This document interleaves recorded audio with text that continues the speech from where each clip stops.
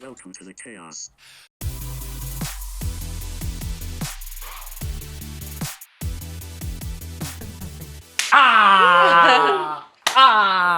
For the three. All right. Oh, that's cute. Yes. We try so hard to Three. get that right. 1, in 2, a 3. row? I like it. I like it too. What up, everybody, and welcome back to the Chaos. I'm your host, Mikey Tableman, alongside my co-host. Danny J. Gomez. I like that version of it. Yeah, at fingertips with all three cameras. Yo, I'm excited today because from last season, this was our number one listened to episode, so we had to bring her back for season 2. Was it really? You were the number one listen. Hey. Real talk. Real talk. Man. I'd like to present to you Miss Jessica Joan, the untouchable Jessica Joan. Oh, Welcome back. Sweet. So good to see you. Round How are you? two. What's been going on? Man, life has really been going on. And it's so funny because I literally was just talking about this where it's like I'm just myself and don't really know how like the perception is until other people say, yo, that's so crazy, or oh my gosh. I go, oh, that was kind of wild, wasn't You it? don't think about it in the moment because you're just living life. Exactly. And going through it. Exactly. Yeah. Yeah. It's something you processed and like you're moving forward. So someone else is just complete left field, right? Yeah. Left field. That's how I know is when I share just a little bit about my story and I see the shocked look on their face and I go, you're right. Yeah. So let's give a little recap of your story if you haven't listened to the season 1 episode, which again, I highly suggest you go back and listen to this one before you listen to season 1 before you watch season 2. But just give a little of a brief overview. So the brief overview had a very like tumultuous childhood, which led me to come to LA and have a whole Hollywood life, running away from my trauma. Which Sounds then, about right. Yeah, right. You know, we know Living the it up. nightlife. And then it led me to also seeking to want to heal myself, as I've always been a seeker into personal development, which I then took this class called ESP, which was part of the NXIVM organization, which I thought was just a human potential personal development program to be your best self and help other people. But turns out, spoiler alert, was actually a cult. Oh, and that the leader ran a woman's only secret society. Oh, and that they were grooming me to want to be one of his sex slaves. So there was that. Tune in season 1 if you want to get the whole story behind the scenes. all that stuff. There's also a documentary on HBO and it has 2 seasons now because the main thing happened, but then there's so much that happened afterwards. Right. Because you weren't a part of the documentaries on season 1 and season 2 of HBO because you had to remove yourself for specific reasons. Yes. So I did originally shoot with the Vow for season 1, and due to my own specific reasons, I chose not to be a part of that project.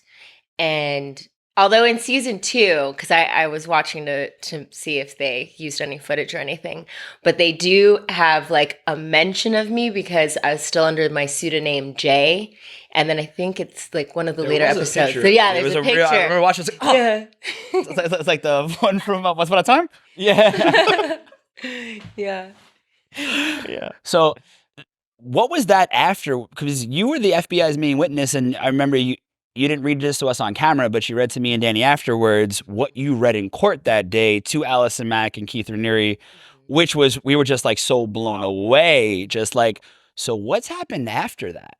Because your life has really gone many, many ways. Yes, definitely a roller coaster, always. And I embrace that. I embrace the change. I embrace the unknown. But, you know, like, I'm really happy to come here now and talk about this whole process because a lot of people don't really understand like the magnitude of what it is to like go through something like that and then to come out publicly with it. With even for myself, I did like a beta testing slow rollout so I could have the time to really process and heal. And you know, it's nothing like going to this like courthouse and, you know, telling one of your abusers basically that what they did was wrong and speak the truth and then have it be on newspapers and having like a paparazzi outside the courtroom. So it was a wild time and just been on a journey of refinding myself outside of that and also just getting back to my art and to what's important to me. How long did they both get? Like 100 years, right? Well, he got 100, I think 120 years. And Allison only got 3.5 years. And actually, I just got an email alert. I think she's getting out this year in September. Oh, Yeah. That's creepy. Yeah.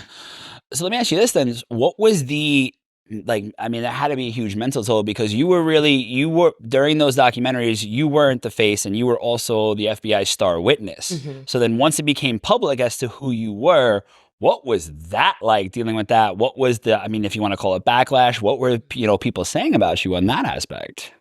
I'm really fortunate that I got a lot of support and that a lot of people could see through what was really happening. Of course, there's going to be online trolls and people that are going to be really judgmental and have no capacity to actually understand or empathize the situation. So there was definitely some of those, which really it doesn't bother me because they're irrelevant. That's cool to hear because a lot of people don't have that ability. Oh, yeah. I mean, it can be hurtful and stuff, but it's just they don't know what they don't know, and their opinions don't matter, And I know that what I chose to do and what I choose to do with my life is stand up for things that matter and where people don't have a voice and where there is injustice and where something needs to be said. And that's just the core of who I am. And I love that about myself. And I was really grateful to be received in a really loving, supportive way by a lot of people. it's great that you can just brush off those online trolls because It's so hard. I remember the first commercial I did. It was a Target commercial, and I went on YouTube because I found it and I was like, oh, that's me. And dude, did I get berated? Target commercial? Yeah. Wow. What did they say? Oh, I mean, nobody.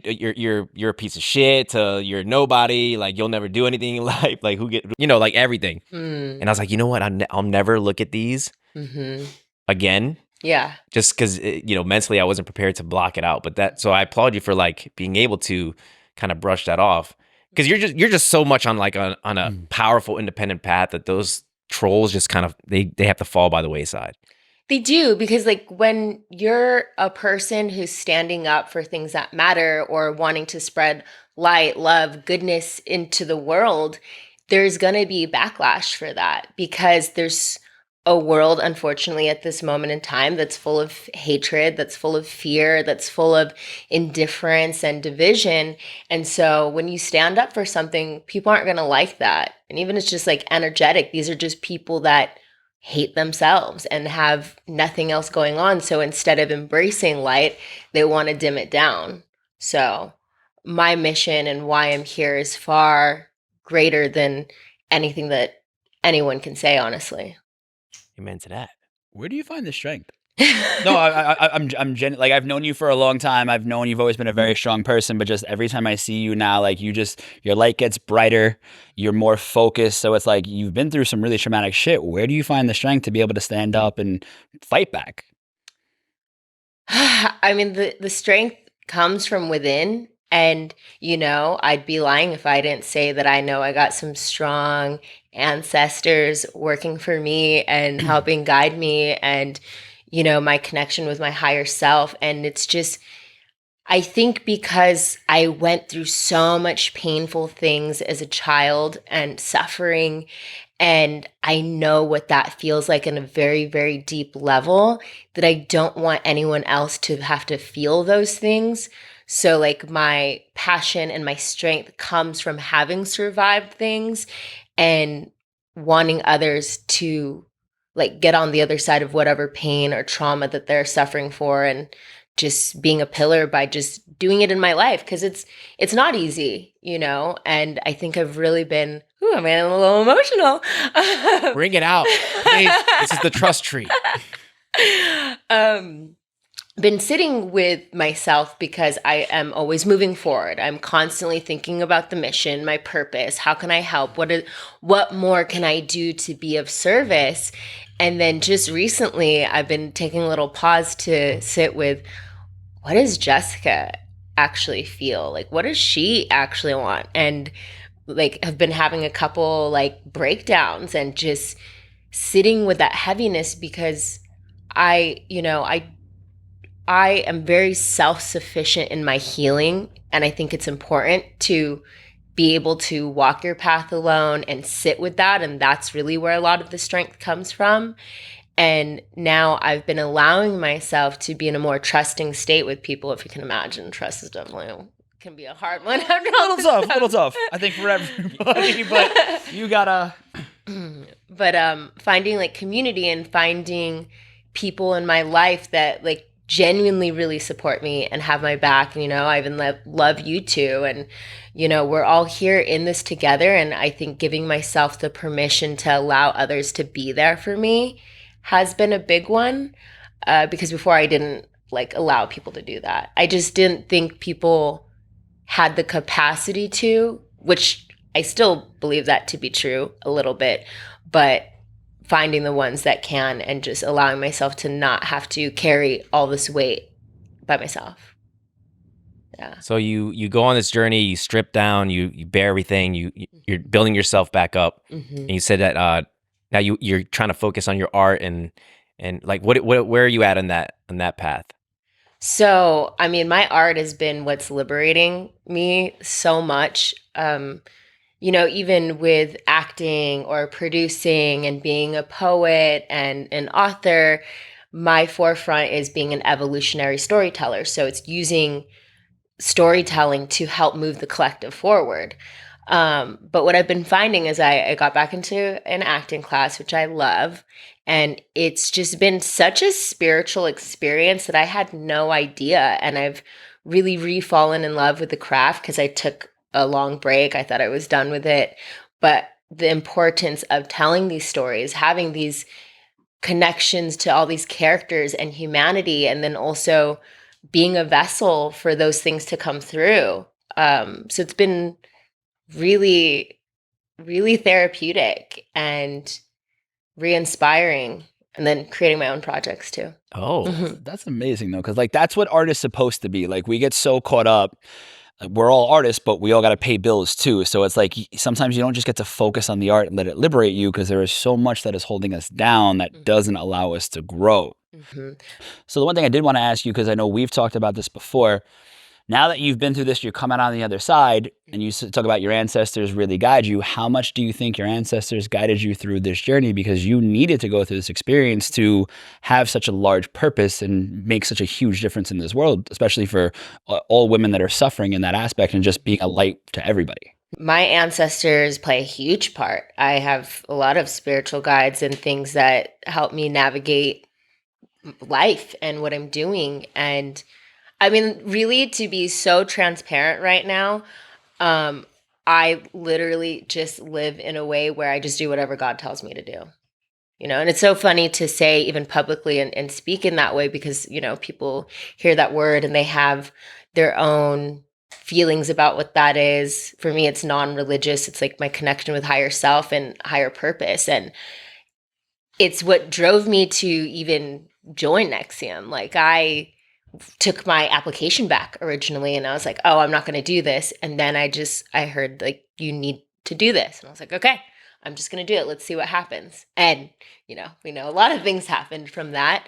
And I absolutely needed that. I needed that to break out of the old version of myself and whatever limitations. And it was kind of like an initiation, you know, for me to be in this work that I'm doing, you know, whether it's art, whether it's spiritual healing work, whether it's writing, it's just bringing forth that energy through that transmutation.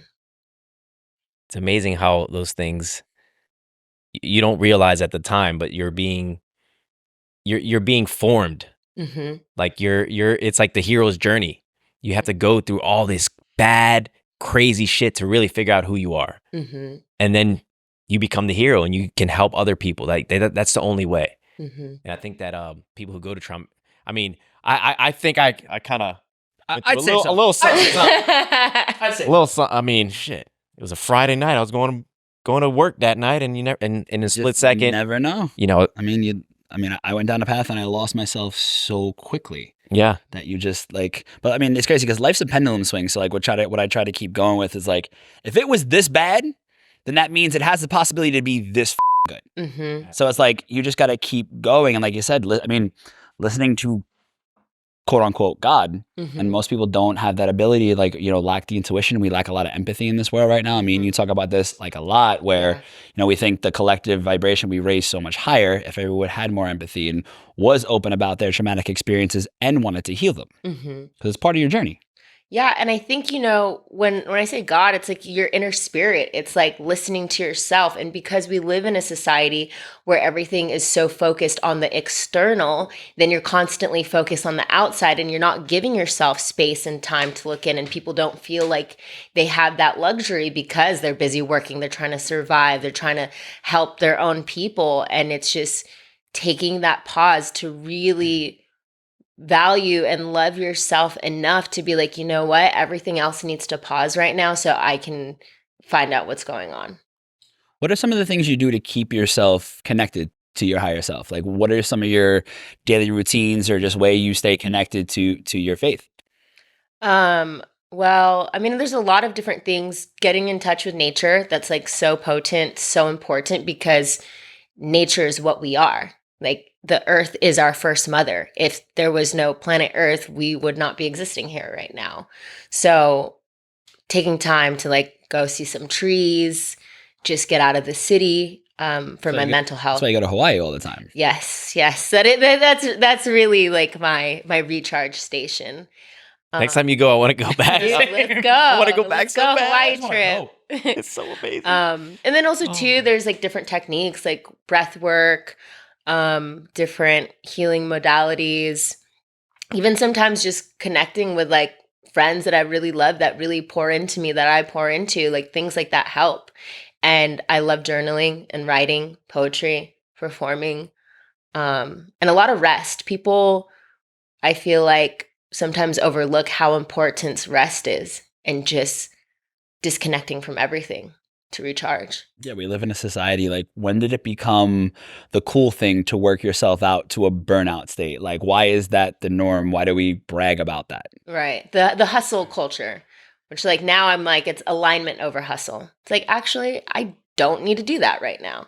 The world is not going to end if I don't do this one thing or show up to the thing. I'm like, I need to prioritize myself. Yeah, so I mean, working smarter, not harder. But I mean, how many times we've all done this where it's like, especially in this LA nightlife scene that we were all in, Mhm. oh, I have to be, oh, this person's birthday, I have to go. Oh, this event, I have to be there. And then you're miserable going, you're miserable there, and then you get home and you're like, why'd I do that? I Yeah. remember talking to my mom on the phone, and she'd be like, "What are you doing?" I'm like, "Oh, it's my friend's birthday." She's like, "Every night it's somebody's birthday." Yo, it is, because we have such a massive, like, Right. bro, the months of January and February, like, my liver would be shot because it was somebody's birthday every weekend. And I was just like, I don't like half of you anyway. But you're right. You have to take like Like, time for yourself. yeah. I missed my friend, one of my best friend's birthday, his last birthday. Mhm.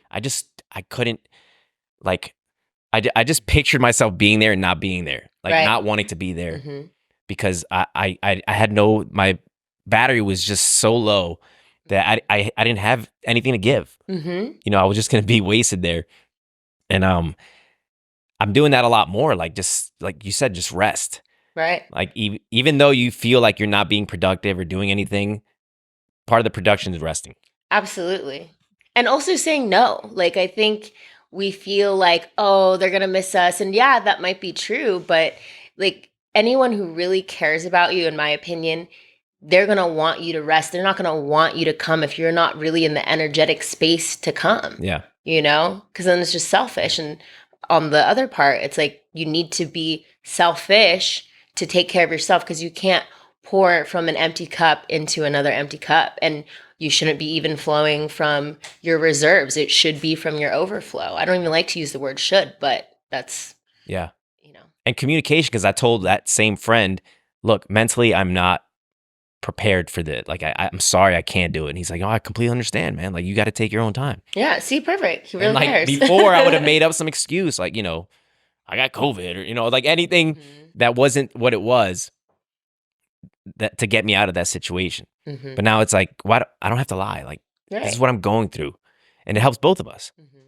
That's definitely shocked me because in the past I would do the same thing, and it's like I'm not gonna tell somebody I'm having a massive anxiety attack and I can't make it. But now it's like when you're just very open about it, Yeah. it's so surprising how receptive people actually can be. And like now it's become more of a thing in culture. It's a bit taboo at points, but I mean it's completely true. Like if you're just not feeling it, like don't push yourself. Right.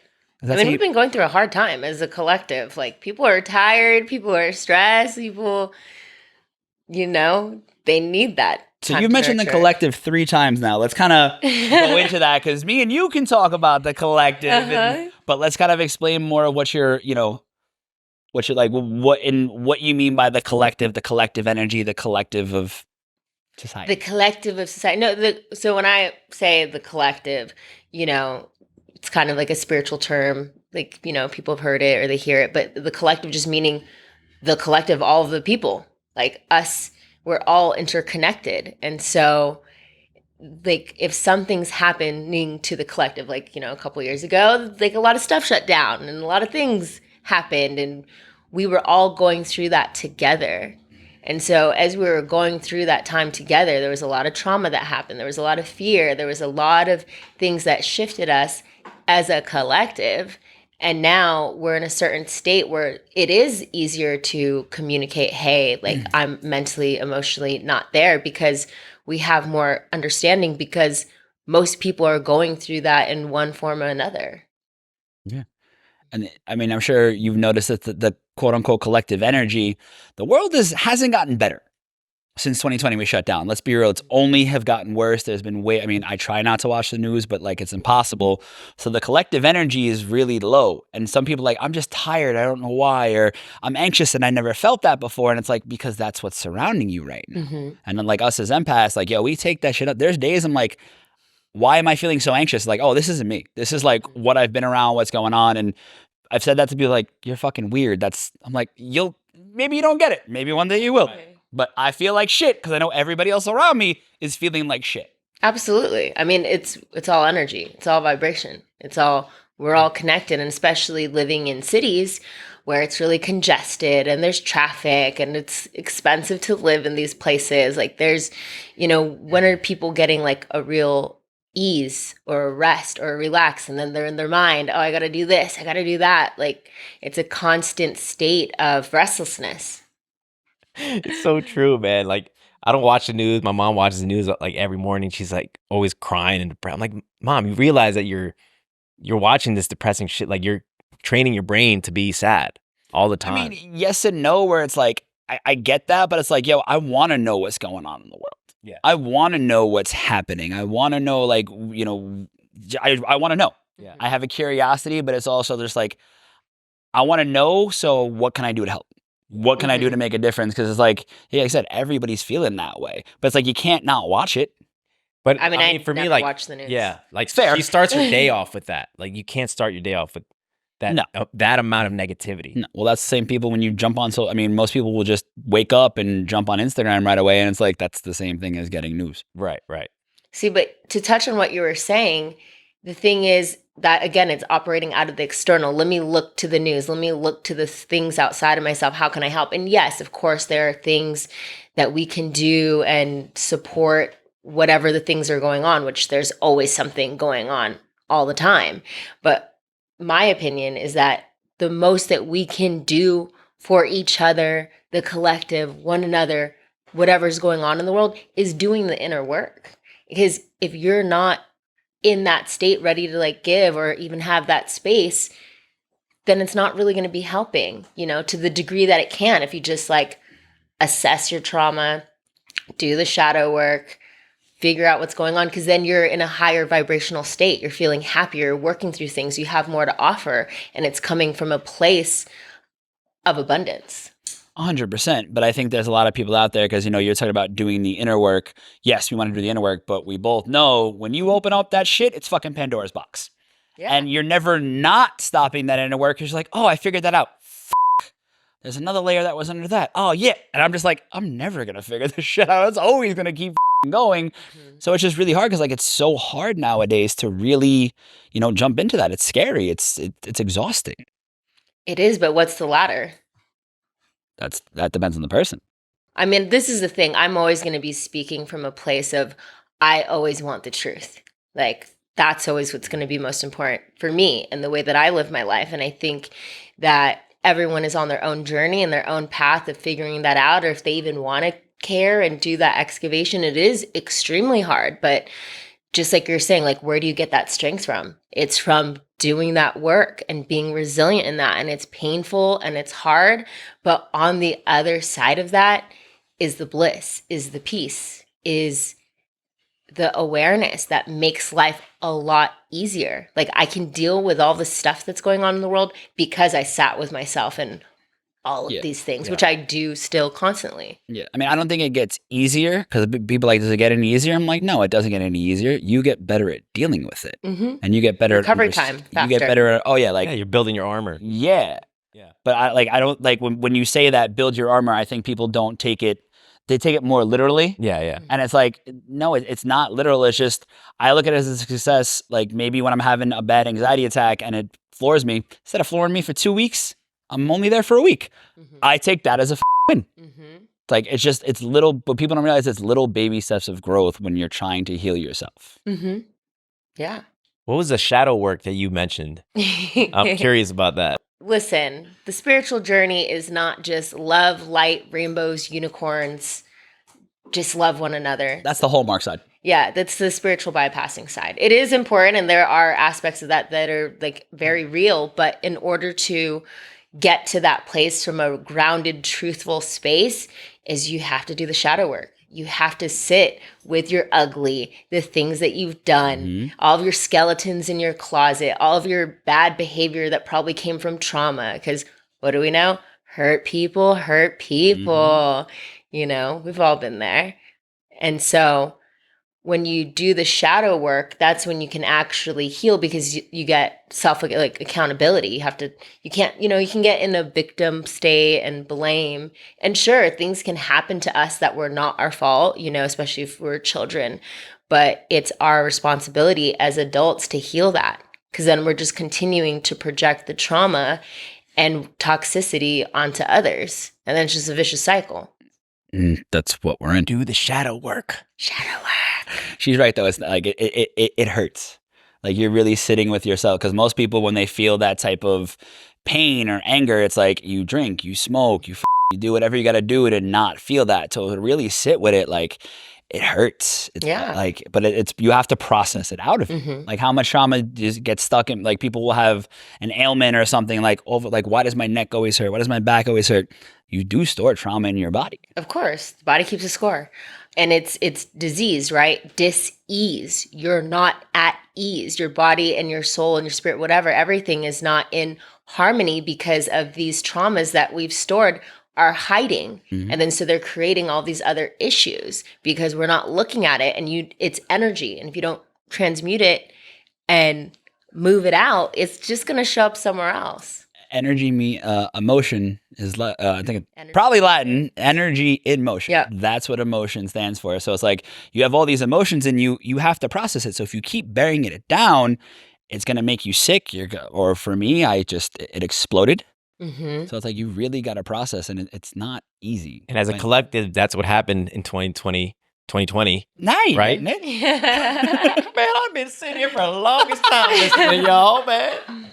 But yeah, like, it was a pot that was boiling over, that in 2020 finally the lid just flew off, and everybody's shit just poured out into the universe. The terminology is the veil has been lifted. One of the veils. One of the veils. One of the veils. So you've done all this shadow work, spirituality, it's recovered, went through this crazy trauma. So what's next for the Untouchable Jess Joan then? Like, what comes from this? What lessons have you learned that you are going to, impact the world with? Well, many. What are you doing next? Well, we got some time. We want to hear them all. Yeah. We want to hear them all. Well, actually, I'm relaunching the book. Yeah, the Untouchable Jessica Joan. It was great. There's just more in the 9 steps of transmutation, which it's already like a precursor to another book on things that I do and what have helped me transmute my trauma. And so I really wanted to take more time and like sit with that a little bit more, that I had time to heal and bring even new awareness. So I added more to those. And so I'm relaunching the book. I'm also developing some projects right now, some show ideas, some film ideas. So things are cooking and brewing. You got a mischievous look about her right now. Things you can't say yet. Things I can't say yet. A little chaos exclusive. I know secrets. There will be an exclusive.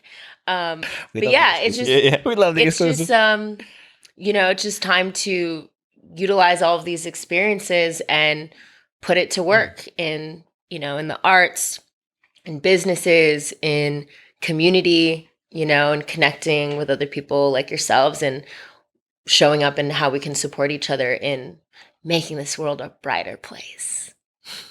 Well, you Love definitely make it brighter. Yeah, like I haven't seen you since you kind of picked up and went to Hawaii, and you were there for quite a while. Mm-hmm. Yeah, but like just seeing you now, just like the glow on your face, like it's very visible to see that you are your new version of yourself walking in that higher path, and it seems like you're only continuing to grow because your armor seems like it's bulletproof now. Like nothing is going to rattle you at this point.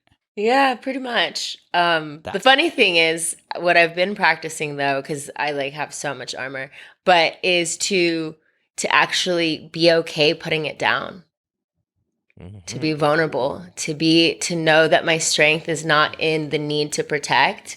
Because when you go through things like what I went through in any capacity, with the trust and betrayal and people not wanting the best things for you, it can be a lot. And I was walking from that space, like isolating, being very, very specific about who I communicate with, which I still do that because I need to protect my energy. But now I've been in a new blossoming of being okay, like putting the armor down and trusting people again and being vulnerable and being okay to like share myself and not be overly concerned, like, what do they actually want? But is there like a hesitation? Because like you said, you're being vulnerable and you're trusting people, but that there still has to be something like deep down in you that, from the experience you were in, is it hard a little bit? Do you waver? Is there hesitation with people? Or no, at this point, you're like, I know this person, I can trust them. Or you vet them? Well, discernment, I'd say, not hesitation. I'm very discerning. And at the end of the day, I trust me and I trust my path. And if someone's meant to come in my path and maybe I saw them in a different light and they turned out to not be that, which has happened. I had to let go of a lot of very close friendships in order to be what was in alignment with me. And I just bless it and let it go. At the end of the day, no one can hurt me unless I allow it. And I love hard. I love hard and I love deeply, which is why I am so discerning. But at the end of the day, whatever's meant to be will be. Love Hard, dude. Wasn't that a good movie? It's John C. Reilly. There was a movie called Love Hard. Was it? It was Get Hard. Sorry. Two very, very different. Love Hard. You weren't even close. Love Hard is a sequel. Starring Jessica Jones. There we go. Producing that shit. Let's go. Right here. Let's go. Yo, I give you so much credit because, I've been hurt, trauma, just like everybody else is. And, it's so hard for me, it's still very hard to trust. It's still very hard to love hard. Because when you have big emotions and you can feel a type of way, you realize that, this is going to hurt just as much as I'm excited about it. Same thing, pendulum swinging back that way. So it's like, that's really impressive. And kudos to you on that. Because I just. Yeah, and cutting out friendships. I want some of that. Look at all that hard love right here. Whatever, just spread it everywhere. Spread it everywhere. Yes. Well, I think a lot of what has helped me, because it's not like I didn't hold a lot of resentment for certain people or anger. That's natural. You have to feel those things. That's the truth. Even rage at certain points. And really just sadness. Just so sad, feeling hurt. Why did these people that I loved hurt me or didn't actually care or didn't protect me, right? And that's natural because like my inner child, the little Jess, was just like, why? I just wanted us to all love each other and like be friends. But at the end of the day, like I'm here to guide myself and protect myself. And even though it is very painful when these things happen, I'd rather feel and love hard every day of my life and have possible consequences than limit myself from feeling the deepest emotions that life has to offer. Because like I hold grudges sometimes. And I'm going to ask you this, and feel free to not answer it if you don't want to. But when it comes to Allison Mack and Keith Raniere, how were you able to forgive those two? Like you stood up in court and basically like, nope, you did this, and you were the final nail in the coffin, sending them to jail for how many years? So it's like, is there a little bit of a resentment towards them still? No, I would say I had to get to a space of forgiveness, even with going to court and doing those things, because if I didn't forgive them, I'm the one who's suffering the consequences of that. It's my pain, my suffering, my negative energy towards them, and I'm not going to empower them They're still to taking hurt your me. power, yeah. Exactly. Right. So there's that, and then I always try to look at things from the bigger picture, the bigger scope, and understand that like they're living out their experience and whatever they needed to do and why that happened, but that doesn't have anything to do with me, you know? So, Yeah. I mean, I was affected by that. Absolutely. It sucked, of course. But at the end of the day, I'm going to be empowered and not allow those things to ruin the rest of my life. Right. They made you suffer, unknowingly making you stronger. That's crazy. Like that has to be, and this is just me telling you as a friend, like that's the most amazing thing of growth I've ever seen, not only in you, but like in an individual. Like that's incredible. Because those people put you through some really, like they were awful human beings. And that was some really up shit that you guys all went through. You know, thank you. Thank you for saying that. I really appreciate that. And I think that because I am strong all the time, that it's really nice to actually hear that, to really, you know, I'm really taking in what you just said right now, to give myself that credit for having gone through that, because I don't give myself credit like a lot. Yeah. I don't think anybody does. Yeah. I mean, you literally lived a nightmare. Mm-hmm. You know, things that we just go to sleep and have nightmares we get to wake up from. You were living it. Like, yo, that like your story is like what I would expect to see in like a movie. Mm-hmm. You know, like some M. Night Shyamalan shit. Like that's what I would expect. And like, I mean, dude, even when you told me about it the first time and I went and I watched the documentary, I was like, this is wild. Like they were literally branding females. Mm-hmm. Like, and and you were supposed to be accepting of it and happy about it. Like that is some mind f***ery. Like that's crazy. And also they're being blackmailed. So it's like they had to like somehow find a way of being happy with it to lie to themselves because of being put in that situation and being held captive essentially with like through the blackmail. So were some of these like ESP classes then, from you looking at it now, more of like a mind control thing where it's like taking people that are looking for something and I mean, just like a cult would work. Mm-hmm. So was a lot of those ESP classes that you took more curated that way now that you're looking at it and not so much as to help people? Well, the thing is, the curriculum had so much good stuff in it, and that's how they were able to reel people in, because these were not just like lost people. These were high achievers, CEOs, Harvard graduates, and like, you know, the Dalai Lama signed Dalai off Lama on this guy. that. Like, yeah, that's some wild shit. How are you not going to trust that? Yeah, like right? You got the cosign from the Dalai Lama. Like, come on. Like, yeah. I was like, oh, Dalai Lama cosign, this is good. I'm in. But you, like you were saying, there was things that were helpful to your growth. So are there things that you've learned from that ESP class that you do apply to your life? Or have you just kind of anything related to that? You're like, just, nah, fuck it. Well, the thing for me, you know, you don't throw the baby out with the bathwater. And in life, you're going to learn things. There's going to be lessons through these experiences, you know, in whatever, in relationships, in friendships, in leaving a cult, you know? And for me, I just take what works. I take what works for me. What was the lesson that I needed there, and get rid of whatever else. And like clearly there was indoctrination in there that we didn't realize because it was a long game.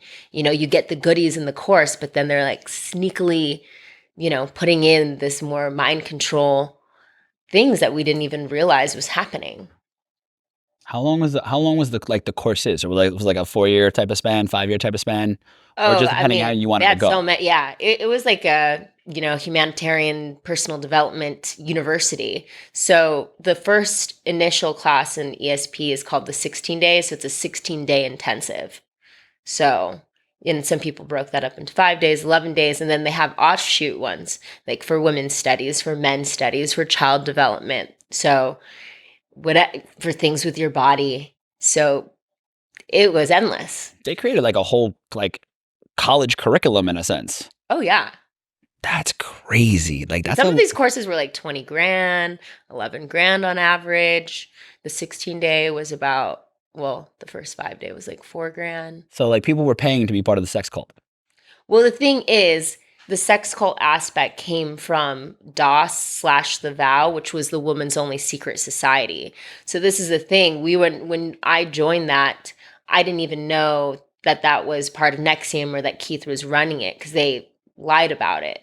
And so not everyone that took ESP courses were in that space. And also not everyone that was in DOS was recruited to be a sex slave. There were certain, he was just particular, but he also wanted women that were very influential, that, could do sales, that could be inspiring. And like he had some plan. It would help them grow. I mean, yeah, taking women like that and empowering them, it would grow it immensely. Because then, I mean, you jumped in with Allison Mack was like, and that's a woman who had a lot of stature, was on a couple of TV shows, and she can easily grab people in.